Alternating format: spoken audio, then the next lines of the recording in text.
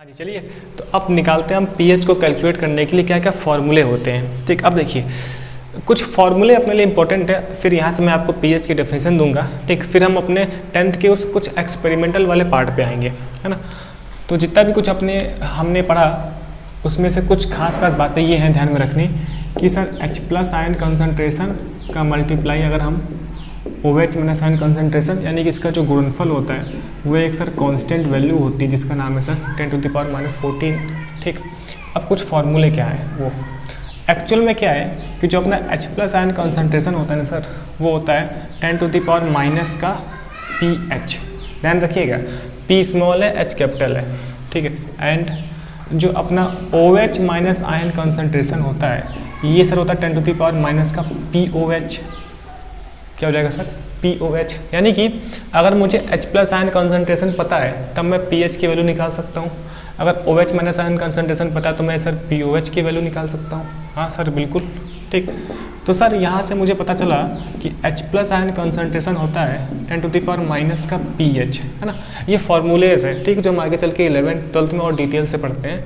अभी आपको ऐसे ही बताना है। ठीक, अब देखिए अगर मैं लॉग ले लूँ दोनों तरफ, अब ये मैथमेटिकल है ना, दोनों तरफ लॉग लेने पर, लॉग बेसिकली बेस 10 पे होता है नॉर्मल, अगर आपको पता हो तो, यानी कि अगर ना बताया जाए तो बेस 10 होता है ना, दोनों तरफ लॉग लेने पर। ठीक है ये चीज़, ये ठीक। तो सर क्या हो गया लॉग बेस 10 H+ का कॉन्सेंट्रेशन, ठीक, एंड लॉग बेस 10 तो था ही सही, एंड 10⁻⁻ का pH। ठीक है, हमने लॉग ले लिया, सिंपल सी बात है। ठीक, अब क्या होगा सर यहाँ से एक फॉर्मूला है दरअसल, तो लॉग बेस 10 H+ कॉन्सेंट्रेशन आपने पढ़ा है log m⁻n क्या होता है n log m। तो जो पावर होती है सर वो बाहर आ जाती है ना, एंड जो अपना बचता है वो सेम टू सेम ऐसा बच गया। ठीक, अब इसके बाद भी हमने पढ़ रखा है सर, क्या पढ़ रखा है sir log base 10 H+ concentration, है ना, माइनस का pH। बेस 10 है और ये 10 है तो इसकी वैल्यू 1 होती है, पढ़ा है हमने। तो सर आ गया log base 10 H+ concentration negative of pH, है ना। इस निगेटिव को हम यहाँ लगा सकते हैं अकॉर्डिंग टू मैथमेटिक्स, क्यों ये चीज़। तो सर क्या हो गया, तो सर यहाँ से मैं लिख सकता हूँ pH = negative log of H+ concentration. तो pH = negative log of H+ concentration. इस निगेटिव को सर हम यहाँ पे लगा सकते हैं, या फिर आप समझो यहाँ पर मैंने माइनस साइन से मल्टीप्लाई कर दिया। ठीक है ये चीज़, तो थोड़ा सा ही मैथमेटिकल। अब आप देखो, या फिर इसी को हम लिख सकते हैं ना सर pH = लॉग, आपको पता है ये निगेटिव पावर मैं यहाँ पे लगा सकता हूँ, है ना, एंड इसको मैं ऐसे लिख सकता हूँ H+ कंसनट्रेशन, क्यों इस तरीके से, है ना। अब देखिए n log m क्या होता है log m⁻n, तो लिखा n log m, तो log H+ कंसनट्रेशन की पावर -1, तो इस -1 को जब हम अपॉन में लाते हैं तो पावर +1 हो जाती है। ठीक, ये तो यहाँ से दो फॉर्मूले मिलते हैं। मैं अभी आपके मैथमेटिक्स को सही कर देता हूँ जिसको डाउट होगा।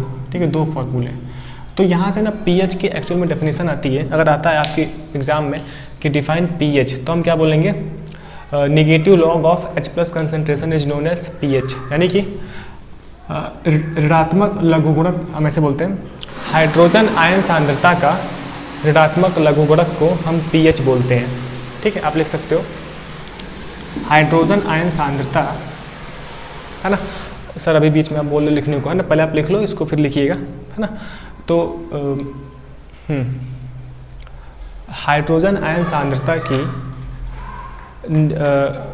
क्या बोलते हैं सर, रुकिए, हाइड्रोजन आयन सांद्रता के ऋणात्मक लघुगुणक को pH कहा जाता है। ठीक है, हाइड्रोजन आयन सांद्रता के ऋणात्मक लघुगुणक को pH कहा जाता है, इसको आप लिख लेना।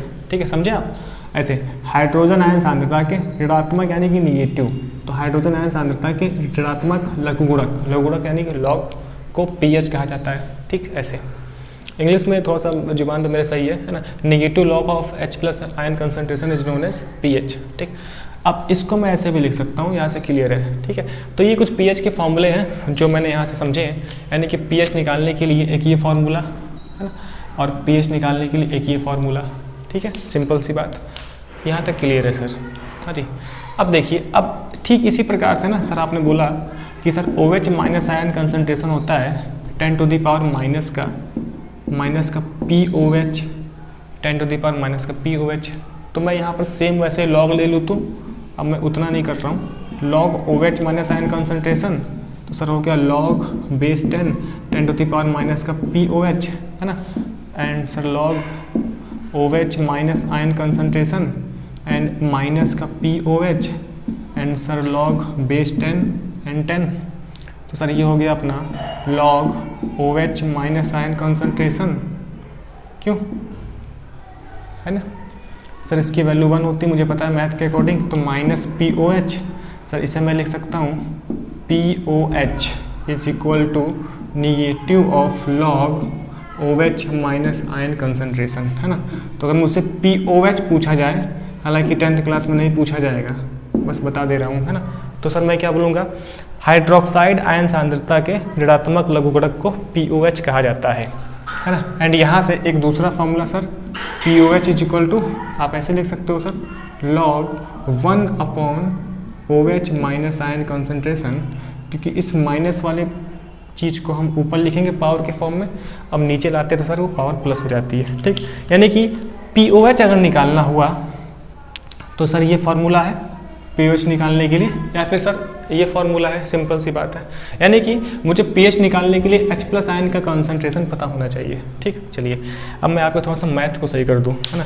मैथमेटिक्स के अकॉर्डिंग आपको पता है ना, किसी को डाउट हो, क्या डाउट होगा, है ना, log m to the power n, तो सर n log m होता है, ठीक है। एंड अगर यहाँ पर वैल्यू सेम होती है ना, बेस भी सेम है और जो मल्टीप्लाई में वो भी सेम है, तो इसकी वैल्यू सर 1 हो जाती है, ठीक है, सिंपल सी बात, वैसे यहाँ पर था, है ना। चलिए अब कुछ नई बातें मैं आपको समझा देता हूँ, जैसे कि एक एग्जाम्पल है, मान लीजिए, है ना, एग्जाम्पल।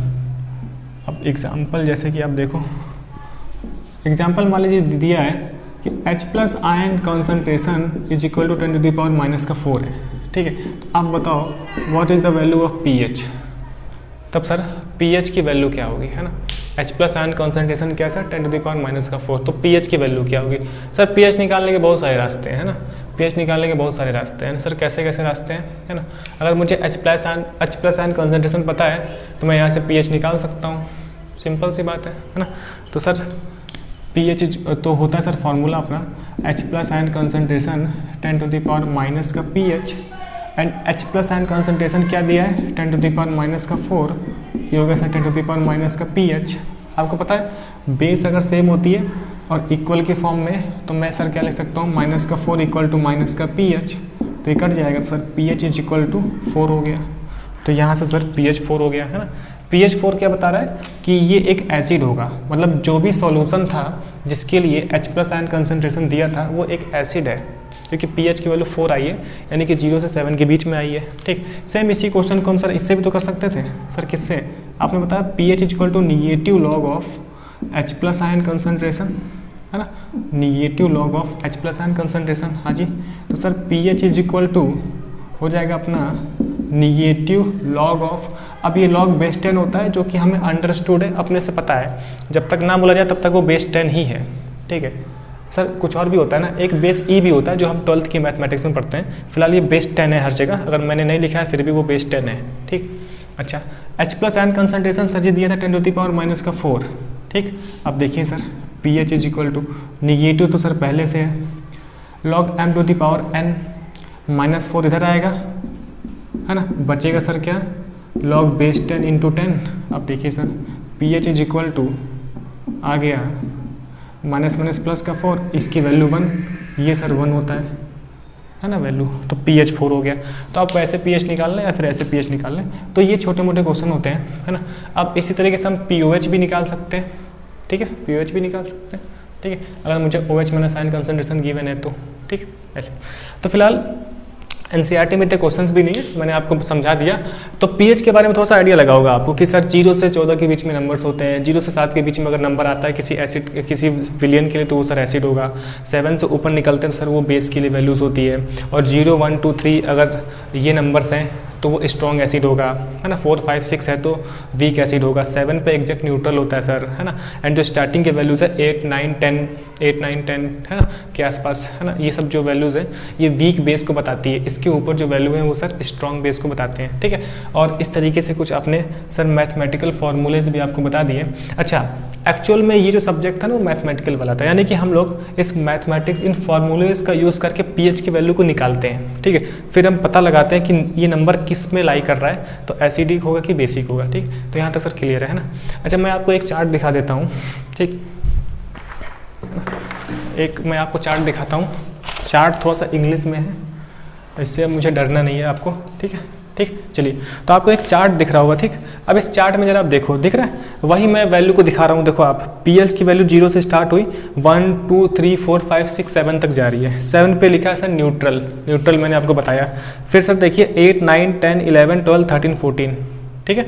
अब देखिए 7 कि आगे से, यानी कि 7.1 से 7 को छोड़कर जो आगे से वैल्यूज़ हैं 14 तक, these pH values are for basis, यानी कि ये जो वैल्यू है वो बेस के लिए, क्षारक के लिए है। ब्रैकेट में लिखा एल्केलीज, यानी कि क्षार। अब 0 से लेकर 7 के पहले तक की जो वैल्यूज़ है, these pH values for acidic acids, यानी कि अम्ल के लिए है। अब उसके नीचे आप देख रहे होगे स्ट्रॉन्ग एसिड, यानी कि 0 से लेकर लगभग 3 और 4 के बीच में जो वैल्यूज़ हैं वो स्ट्रॉन्ग एसिड है, जो मैंने अभी आपको बताया। एंड फिर 7 से पहले तक जो वैल्यू है वो वीक एसिड है, ठीक है, समझ में आता है। फिर 7 से जो आगे की वैल्यूज़ है 10 और 11 के बीच तक की, दिख रहा है आपको, वीक बेस, या फिर मैं वीक एल्केली भी बोलता हूँ इसके आगे सर, स्ट्रॉन्ग बेस या फिर स्ट्रॉन्ग एल्केली, ठीक, क्लियर है। अब देखिए 7 से अगर हम इस तरीके से आगे बढ़ें तो क्या होगा, मुझे स्ट्रॉन्ग एसिड मिलते हैं, यानी कि 7 से आगे बढ़ने पर H+ आयन का जो कंसनट्रेशन है वो बढ़ता है। H+ आयन का कंसनट्रेशन बढ़ता है। 7 से आगे क्या, 8, 9, 10, है ना। मैं क्या बोलूँ, 7 से आगे मतलब 7 से पीछे, चार्ट में जो अपनी स्केल है उससे पीछे। 7 से मैंने पीछे आया, 6, 5, 4, 3, 2, 1, 0, तब H+ आयन का कंसंट्रेशन क्या होता है सर, इंक्रीज होता है, लिखा ना, इंक्रीजिंग एसिडिक नेचर, ठीक है, आपको दिख रहा होगा, इंक्रीज H+ आयन कंसंट्रेशन, ठीक है। तो H+ आयन कंसंट्रेशन बढ़ रहा है, और दूसरी भाषा में हम क्या बोल सकते हैं सर, OH- आयन कंसंट्रेशन कम हो रहा है, ठीक। अब आगे देखो आप, अब मैं अगर 7 से आगे बढ़ूँ, 8, 9, 10, तब क्या होता है, बेसिक नेचर मुझे मिलता है, लिखा इंक्रीज बेसिक नेचर, ठीक। एंड या फिर मैं बेसिक को एल्कलाइन बोल सकता हूँ। अब देखिए इंक्रीज OH- आयन कंसंट्रेशन, यानी कि अब की बार OH- आयन कंसंट्रेशन बढ़ रहा है। एंड मैं क्या बोल सकता हूँ सर, H+ आयन कंसंट्रेशन कम हो रहा है, ठीक है, क्लियर हुआ यहाँ से ये चीज़, ठीक। चलिए, तो मेरे ख्याल से ये आपको पीएच स्केल बिल्कुल क्लियर है, ठीक है ना। तो मेरे ख्याल से आपको ये पीएच स्केल वाला पार्ट बिल्कुल क्लियर है, ठीक। तो हमने यहाँ से कुछ वैल्यूज़ को समझा और इसको आप नोट कर लें, ठीक। अब हम आते हैं उस वाले पार्ट पे कि सर किस तरीके से लैब पे हम पीएच की वैल्यू को निकालते हैं ना। एक्चुअल में ना लैब जो अपनी 10th की लैब है, छोटी लैब है, वहाँ पर हम ऐसे पीएच नहीं निकालते हैं ना 10th, 11th, 12th में। वहाँ पर पीएच के लिए एक अलग से इंडिकेटर है जिसे हम बोलते हैं सर यूनिवर्सल इंडिकेटर, ठीक। ये सब तो कैलकुलेशन वाला पार्ट है जो कि हम 11th, 12th में वगैरह में करते रहते हैं, ठीक। चलिए मिलते हैं एक छोटे से ब्रेक के बाद।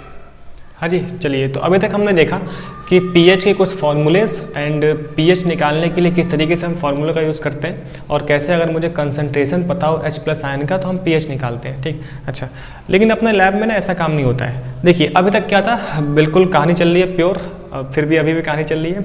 तो लैब में हमने अभी तक क्या देखा कि अगर मुझे पता लगाना है कि सर एसिड है कि बेस है, अगर कोई सॉल्यूशन है वो एसिडिक होगा कि बेसिक होगा, इस बात का पता लगाने के लिए हमने इंडिकेटर का यूज़ किया, ठीक। जैसे कि लिटमस पेपर हम यूज़ करते हैं या फिर फिनोल्फ्थालीन मेथिल ऑरेंज, ठीक। तो जो ये इंडिकेटर था ना अपना लिटमस पेपर, ये बस यही बताता है कि अपना एसिड, अपना जो सॉल्यूशन है वो एसिडिक है कि बेसिक है। ये केवल अम्ल और क्षार के बारे में बताता है। अब ये कितना प्रबल होगा कि कितना दुर्बल होगा, इस बात के बारे में ये किसी भी प्रकार का कोई जानकारी नहीं देता है, ठीक। जैसे कि हम 2 सॉल्यूशन लेकर आए, ठीक, एक H2SO4 वाला और एक एसिटिक एसिड वाला। अगर इन दोनों में हम क्या करते हैं, लिटमस पेपर डालते हैं तो वो सर नीले को लाल करता है ना, ब्लू को सर रेड कर देता है, ठीक। तो लिटमस पेपर ने बता दिया दोनों अम्ल है सर, भाई साहब दोनों अम्ल है। दोनों में से कौन स्ट्रॉन्ग है कौन वीक है इसके बारे में नहीं बताता है ये, है ना, ठीक, ये चीज़। तो अब मुझे पता लगाना है कि स्ट्रॉन्ग एसिड होगा कि वीक एसिड होगा, स्ट्रॉन्ग बेस है कि वीक बेस है, ठीक। तो इस चीज़ की जानकारी के लिए हमें पीएच की वैल्यू पता होना चाहिए। मुझे पीएच की वैल्यू पता होगी तभी हम बता पाएंगे कि सर स्ट्रॉन्ग है कि वीक है, क्योंकि हर पीएच के करस्पॉन्डिंग, हर एक वैल्यू के करस्पॉन्डिंग एक पीएच वैल्यू होती है। अब इस वैल्यू को देखकर हम पता लगा लेते हैं, जो कि मैंने अभी आपको समझाया। ठीक, तो अब मेरे पास एक नया टर्म आपकी ज़िंदगी में इंट्रोड्यूस हो रहा है, एक नई बात है जिसे हम बोलते हैं सर यूनिवर्सल इंडिकेटर। क्या बोलते हैं सर? यूनिवर्सल इंडिकेटर, सार्वत्रिक सूचक, हिंदी में बोले तो सार्वत्रिक सूचक, सार्वत्रिक सूचक। ठीक, तो इस यूनिवर्सल इंडिकेटर का यूज़ करके हम इस बात का पता लगा लेते हैं कि जो अपना एसिड है वो स्ट्रॉन्ग है कि वीक वाला है, स्ट्रॉन्ग है कि वीक है ना। बेस है तो वो स्ट्रॉन्ग, कितना स्ट्रॉन्ग है कितना वीक है, इस बारे में। ठीक, अच्छा, अब ये यूनिवर्सल इंडिकेटर क्या होता है? एक्चुअल में क्या होता है ना कि डिफरेंट इंडिकेटर बेसिकली ना ये दो टाइप से होता है। पहली बात ये समझिए हम, एक तो यूनिवर्सल इंडिकेटर सॉल्यूशन के रूप में होता है और एक यूनिवर्सल इंडिकेटर पेपर होता है। जैसे कि लिटमस पेपर होता है ना, ऐसा ही एक यूनिवर्सल इंडिकेटर पेपर होता है और एक यूनिवर्सल इंडिकेटर सॉल्यूशन होता है। ठीक, तो क्या करते हैं हम, डिफरेंट जो सॉल्यूशन वाले अपने इंडिकेटर्स हैं, तो अलग अलग सॉल्यूशन को मिक्सर करके हम एक इंडिकेटर बनाते हैं जिसे हम क्या बोलते हैं सर? Universal indicator. ठीक, तो ये अपने पास यूनिवर्सल इंडिकेटर था। ठीक है, अब एक सॉल्यूशन लेकर आए। ठीक, अब पता लगाना है कि ये एसिडिक है कि बेसिक है, पता तो चल जाता है। ठीक, अच्छा, अब ये अगर एसिड है तो एसिड है या फिर बेस है, दोनों पता चल जाएगा। अभी कितना एसिडिक है, कितना स्ट्रॉन्ग है या फिर वीक है, इस बारे में मुझे पता लगाना है। ठीक, तो हम क्या करेंगे, इस सॉल्यूशन को हम इस यूनिवर्सल इंडिकेटर में डाल देंगे। ठीक, तो यूनिवर्सल इंडिकेटर में डालते सॉल्यूशन का कलर चेंज होगा, इस इंडिकेटर का कलर चेंज होगा और एक मुझे एक कलर मिलेगा, है ना, यानी कि एक मुझे कलर मिलता है। ठीक, अच्छा, अब अलग अलग कलर के करस्पॉन्डिंग, है ना, जो पीएच वैल्यू है ना 0 से लेकर 14, तो सर 0 से लेकर 14 तक में अगर पीएच की वैल्यू 0 है तो एक कलर इंडिकेट अपने पास होता है ना, यानी कि अपने पास एक पीएच कलर चार्ट होता है। क्या होता है सर? पीएच कलर चार्ट, जिसमें हम लोग अगर पीएच की वैल्यू 0 है तो एक कलर लिखा होता है, यानी कि हर पीएच के वैल्यू के करस्पॉन्डिंग कलर मुझे डिफाइंड है, कलर मुझे पता है। ठीक, तो मैंने सॉल्यूशन डाला इंडिकेटर में, कलर चेंज हुआ, तो कौन सा कलर आया, इस कलर को हम पीएच के चार्ट में देखकर पता लगा लेते हैं कि सर ये कलर है, इस कलर के करस्पॉन्डिंग ये पीएच की वैल्यू है। अब ये पीएच की वैल्यू 0 से 7 के बीच में तो एसिडिक होता है, और उसमें स्ट्रॉन्ग वाला भी मैंने आपको बता दिया कब कब होता है, या फिर जिस वैल्यू में ये लाई करता है तो स्ट्रॉन्ग या फिर वीक का हम लोग पता लगा लेते हैं। ठीक, इसका मतलब कि सर अपने पास एक पीएच कलर चार्ट होता है। क्या होता है? एक पीएच कलर चार्ट, जिसमें हर पीएच की वैल्यू के करस्पॉन्डिंग मुझे कलर लिखा हुआ है। अब इसी में से कोई ना कोई कलर आता है सॉल्यूशन में।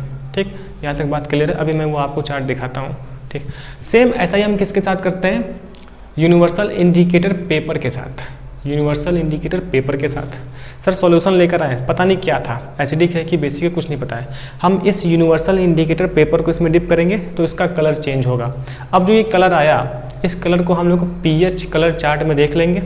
अब उस कलर के करस्पॉन्डिंग एक वैल्यू होगी। अब ये वैल्यू कहाँ लाई करती है? 7 से 14 के बीच में है कि 0 से 7 के बीच में है, उसके हिसाब से हम पता लगा लेते हैं कि स्ट्रॉन्ग एसिड है कि वीक एसिड है। ठीक है, क्लियर है यहाँ तक? अब हम चलिए अब हम वो पार्ट देख लेते हैं कि कौन से कलर पे, कौन सी वैल्यू पे कौन सा कलर आता है, या फिर अगर ये कलर आता है तो पीएच की वैल्यू क्या होती है। ठीक है, तो बात समझे? तो सर दो बातें थी।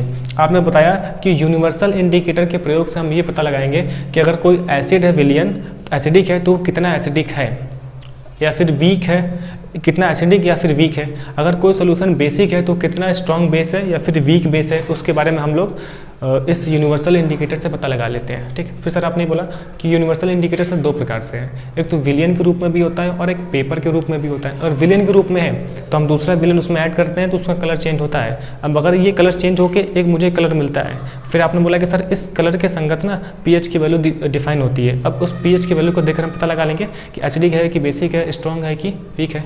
ठीक, ऐसा ही सेम हाल किसके साथ होता है सर? यूनिवर्सल इंडिकेटर पेपर के साथ होता है ना।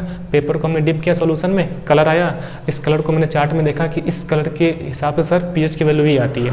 अब इस पीएच की वैल्यू को, मान को देखकर हम पता लगा लेंगे एसिडिक है कि बेसिक है, स्ट्रॉन्ग है कि वीक है। ठीक, चलिए अब मैं आपको वो चार्ट दिखाता हूँ जिस चार्ट में आपको किस कलर के कॉरस्पॉन्डिंग कौन सी पीएच वैल्यू होती है वो दिखेगा। ठीक है, चलिए तो बेसिकली चार्ट आपको इंग्लिश में है ना, नंबर्स ही हैं तो क्या इंग्लिश में देख लेते हैं हम लोग। अरे तो बिल्कुल प्योरी कहानी चल रही है। ठीक, अब आप देखो, एक तरफ आपको देख रहा होगा पीएच की वैल्यू दूसरी तरफ आपको दिख रहा है कलर, क्या दिख रहा है कलर।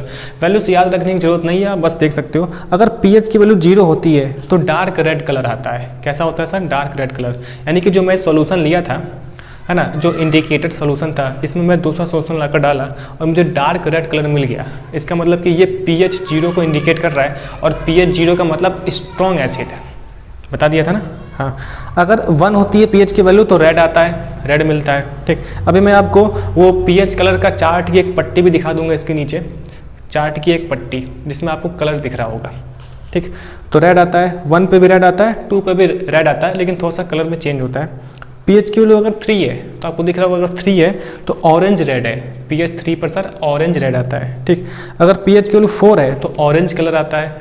ठीक, ऐसे अगर 5 है तो ऑरेंज येलो कलर मिलता है। ठीक, 6 है तो सर ग्रीनिश येलो मिलता है। ग्रीनिश येलो मतलब हल्का सा ग्रीन कलर का और येलो का मिक्सचर मिलेगा। अगर pH की वैल्यू 7 है तो ग्रीन मिलता है। 7 है तो ग्रीन मिलता है। इसको देखो मैंने हाईलाइट कर रखा है।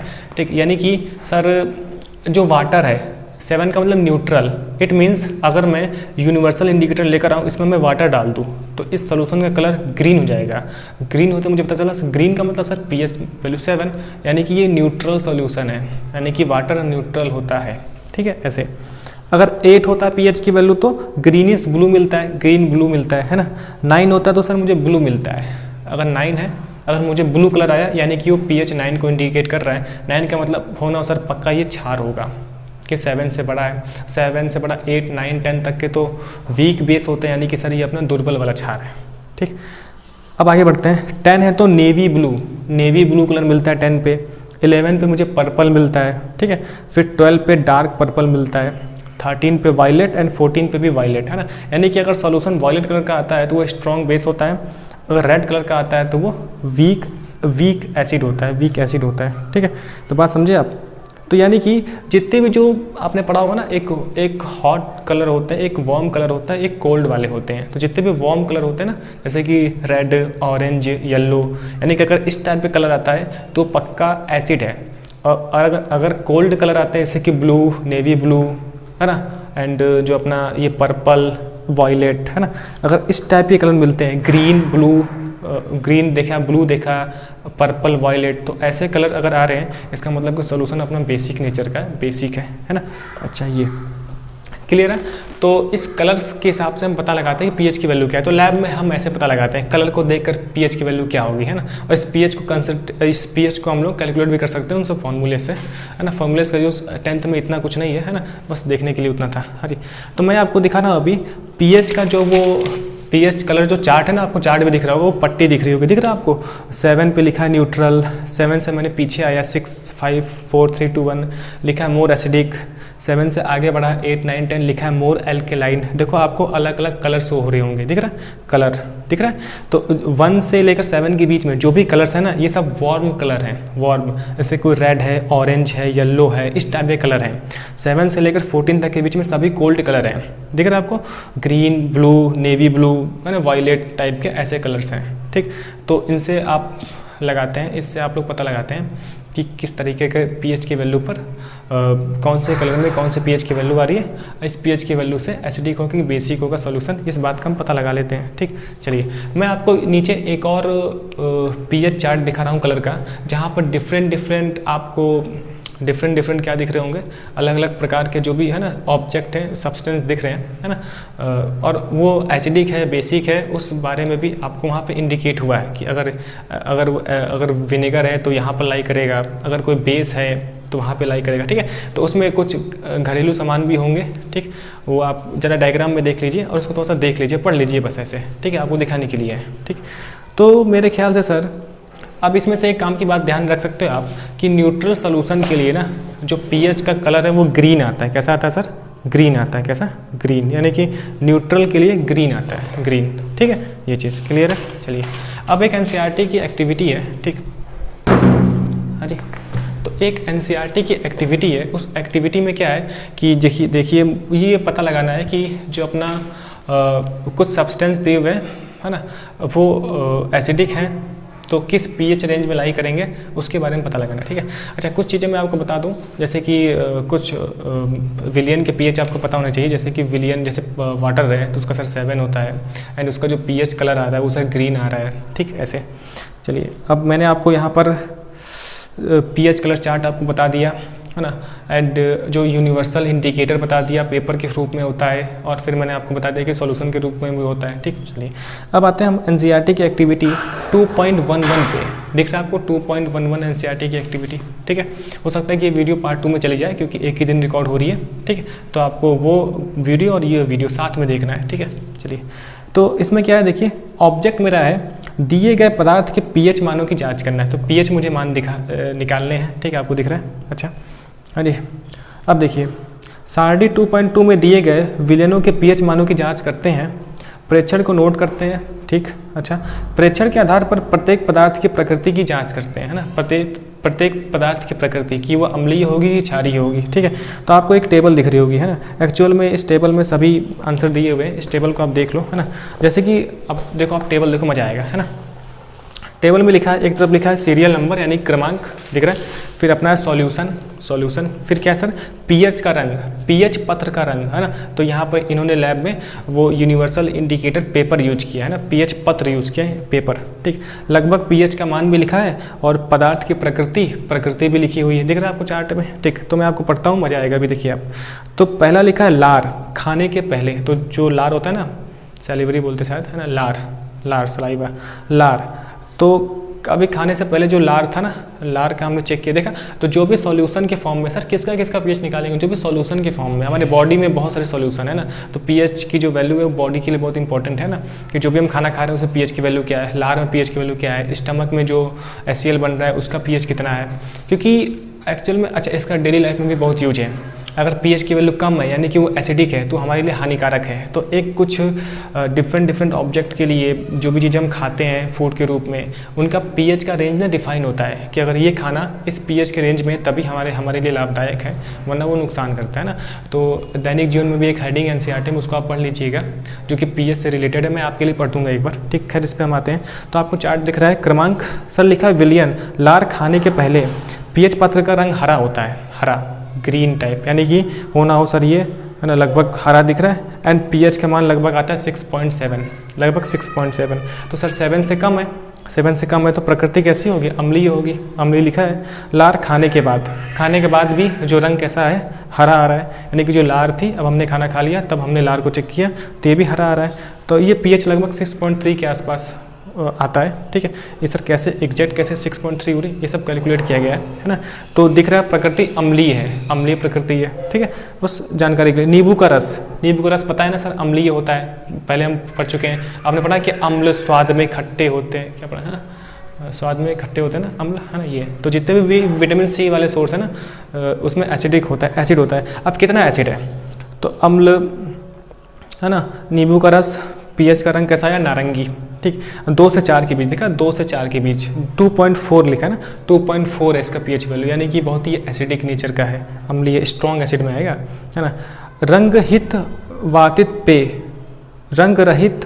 पेय, तो कोई पेय पदार्थ है, हरा आता है सर रंग, इसका रेंज 2.5 से 3.2 के बीच में, यानी कि ये अभी अम्लीय है, ठीक। तो आप सब पढ़ लो, जैसे गाजर का रस, हरा रंग आता है पीएच पत्र से, एंड 6.4 इसका रेंज है, 7 से कम यानी कि सर अम्लीय होगा।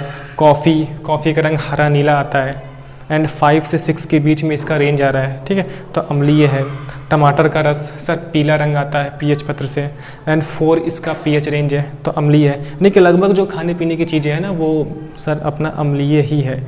नल का जल, है ना, नल का जल जो हम लोग पानी पीते हैं, उसका सर हरा नीला आ रहा है, कैसा रहा सर, हरा नीला, है ना। एंड 6.5 से 8 के बीच में है, यानी कि अम्ल क्षार के बीच, यानी अम्ल भी है क्षार भी है, तो दोनों का मिक्सचर रखना है। जो अपने पानी पीने वाला जो नल है, नल में बोल रहा हूँ, जो नल से पानी आता है ना, पीने वाला जो पानी हम यूज़ करते हैं ना, तो जो शुद्ध जल होता है ना, प्योर वाटर, उसका पीएच 7 होता है, न्यूट्रल। वो पानी हम पीने के लिए यूज़ नहीं करते, वो लैब में यूज़ करते हैं एक्सपेरिमेंट के लिए। जो हम पानी पीते हैं ना, उसका दिख रहा है आपको रेंज, लगभग अम्लीय भी है, क्षारीय भी है, क्योंकि बहुत सारे उसमें हमें मिनरल्स चाहिए ना, बेसिक भी है, एसिडिक भी होना चाहिए, जो हमारे बॉडी के लिए इंपॉर्टेंट होते हैं ना, वो सारी चीज़ें। फिर लिखा है 1 कैपिटल M, इस कैपिटल M को बोलते हैं हम लोग मोलर, क्या बोलते हैं, मोलर, जो कि हम 11th क्लास में जाके पढ़ेंगे, खैर है ना। 1 मोलर NaOH है ना, यानी कि 1 मोलर NaOH ये सॉल्यूशन है number of moles per unit volume, यानी कि 1 लीटर में 1 मोल है।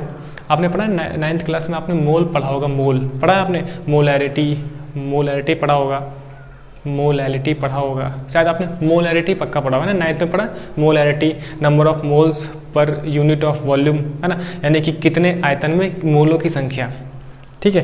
तो ये कैपिटल M बताता है मोलैरिटी, जो विलयन की सांद्रता को बता रहा है ना, एक्चुअल में सांद्रता का मतलब यही होता है, ठीक। खैर आपको पढ़ा है 9th में ना, ठीक है। चलिए, नहीं पढ़ा तो आपने सुन लिया कि 1 कैपिटल M का मतलब मोलैरिटी, मोलरता, यानी कि कितने विलियन में कितने मोल्स हैं, नंबर ऑफ मोल्स है ना। ये क्या होता है sir, number of particles upon molecular weight. चलिए इसको घर हटाते हैं हम। तो सर 1 मोलर NaOH, सर आया नीला रंग, क्या आया, पत्थर का नीला रंग, नीला रंग आया, और ये 14 आता है। तो NaOH तो सर एक स्ट्रॉन्ग बेस है, 14 pH केवल, यानी कि एक बेस है ना।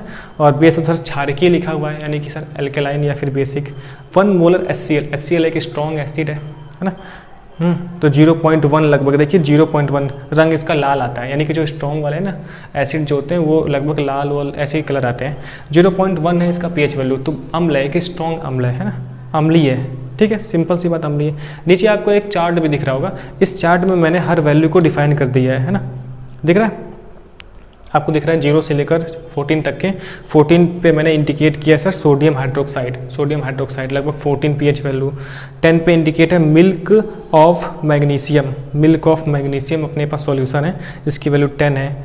शुद्ध जल का pH मान 7 है। रक्त जो ब्लड होता है ना उसकी वैल्यू 7.4 है, यानी कि जो ब्लड है वो क्षारीय प्रकृति का होता है।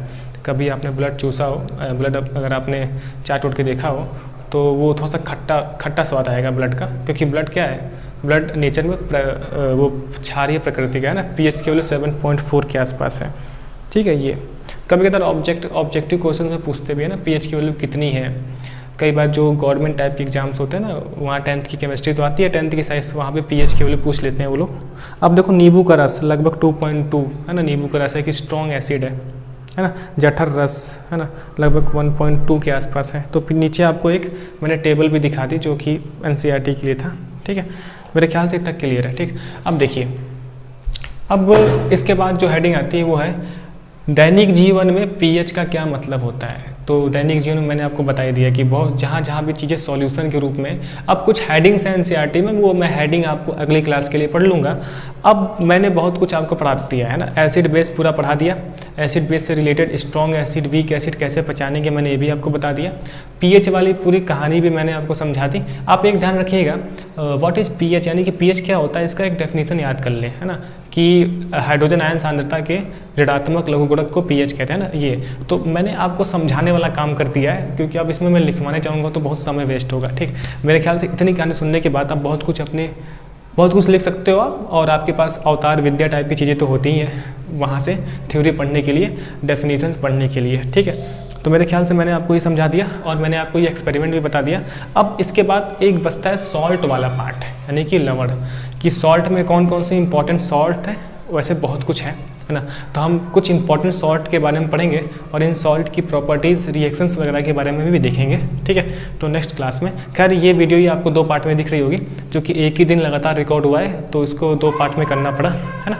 तो चलिए फिलहाल मिलते हैं हम लोग नेक्स्ट लेक्चर में। अभी तक देखते रहने के लिए बहुत बहुत थैंक यू।